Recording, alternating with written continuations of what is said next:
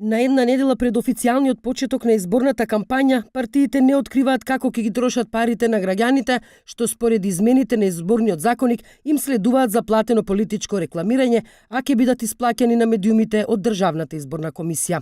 Генералниот секретар на ВМРО ДПМН и воедно шеф на изборниот штаб на Гордана Силјановска Давкова Игор Јанушев вели дека оваа партија ќе води балансирана кампања. Тоа би значило дека парите добиени од Државната изборна комисија, они од буџетот, парите од донации, но и од одобрен кредит ќе ги потрошат, како што вели тој, на медиумското представување на нивната кандидатка, печатење на пропаганден материјал, но и на трошоци поврзани со патување и логистика за одржување на средби со граѓаните.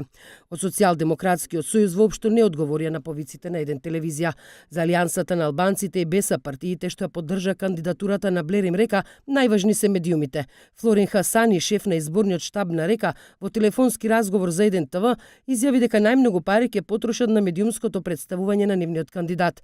Помал дел од парите во кои се вклучени оние донации ќе бидат потрошени за средби со граѓаните. Се тоа ќе се случува под будното око на антикорупцијската комисија.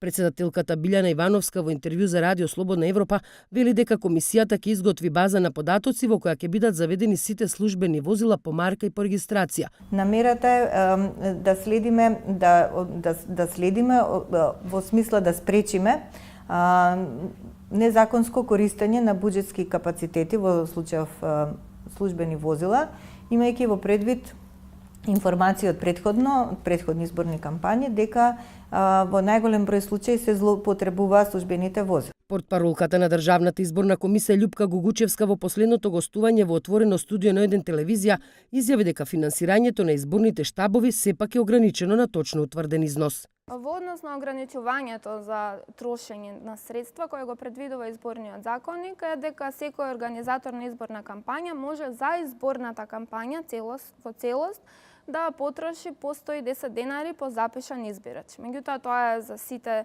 действија во рамки на изборната кампања, каде што влегува и платеното политичко рекламирање.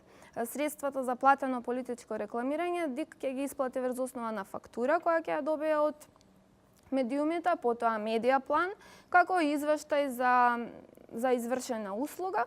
На предстојните редовни председателски предвремени локални избори во Охрид, Ново село и Дебар, изборните штабови на сметка на буџетот ќе може да потрошат по 110 денари за секој запишан гласач во избирачкиот список.